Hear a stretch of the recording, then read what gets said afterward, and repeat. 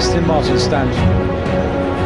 Now, one of the themes introduced on the Aston Martin stand, which I think is really very impressive, is the new AMR model line. Now, the AMR model line is meant to be a cut above the standard Astons, just a little bit more performance, slightly more focused handling. And quite clearly, you can see this in the Rapide here. This car is for the road. Very interesting machine. I like that, actually. I think that is incredibly aggressive. I mean, for me personally, I might not have the yellow stripe, but otherwise, wow. We have the interpretation of AMR in the Vantage. And my understanding is this is very closely based on the GT4 series race car, and this car is actually only for the racetrack. I mean, to be honest with you, that front spoiler wouldn't be usable on the road.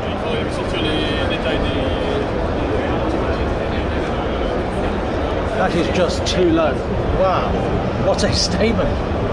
Do you know, I think Aston under Palmer are really making inroads into making the brand exciting again. And see, that's only an Aston Martin. It doesn't just have to be about the style and the engineering. It has to be about the excitement that you get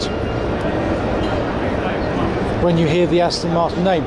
And it's these sort of limited editions, I think there's only 7 of these being produced, but it's these sort of limited editions that actually allow you to get excited about the marque. I mean, wow, look at that wing.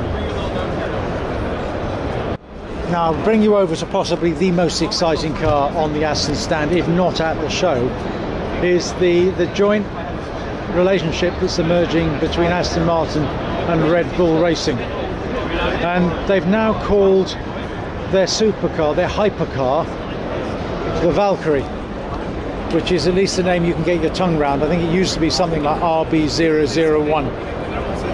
Now, obviously, this car at this point in time, I suspect, has not specified an engine, and I imagine the interior is not in its finished condition. But in just what a massive engineering feat, really. I mean, this car is a racing car. You know, a racing car for the road.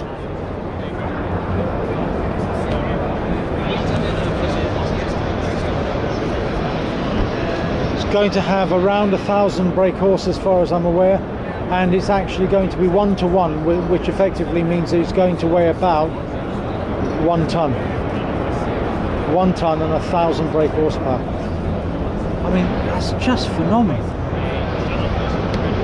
I hope that's not reflecting, but I can probably show you underneath the car. Wow. That is just incredible. I mean, if this gets into production looking anything like as fantastic as this, despite its over £2 million price tag, it will just be incredible.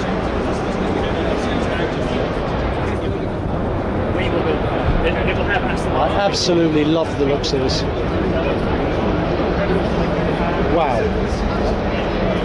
Now, what I can't see from here is whether it's going to be a single-seater. I would imagine they'll want to make it 2 seats, so it's a little more practical. I mean, sometimes when you have something like this, you want to impress your friends. If you can't take them out in it, or the only way of letting them experience the driving sensation is to let them drive it, then, you know, that might be a negative.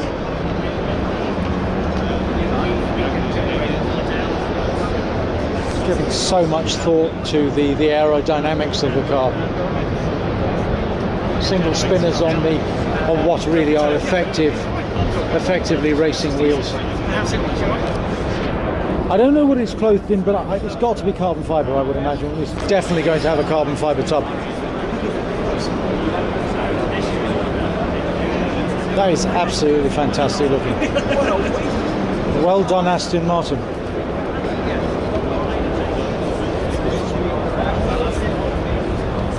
So this is the AMR Rapide. So it's a huge amount of carbon fibre and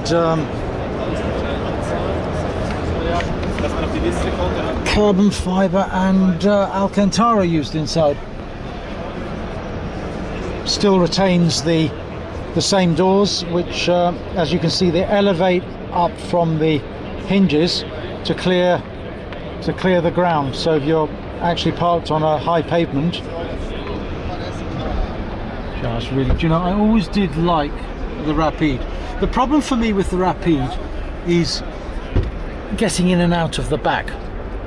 You know, despite the fact that it is quite a big car, the Rapide is quite limited in terms of the space available in the rear.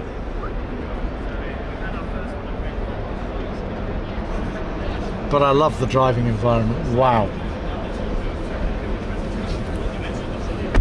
What a fantastic machine. Seems to have a development of the Vanquish center console, which I like too. It's much more modern than the original DB9. Yeah, I really like this. I could see myself owning this. It's really beautiful. Okay guys, we'll move on to the next stand. We've managed to find a Vulcan sort of hidden away on the Castrol stand. I do like the Vulcan. I mean, obviously quite a number of people, testers, have driven the Vulcan now.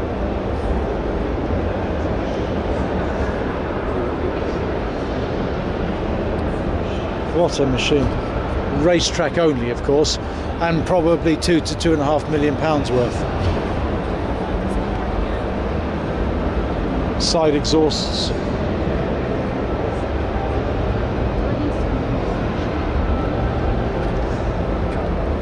What a machine. Totally track focused. Although this one has 2 seats in it.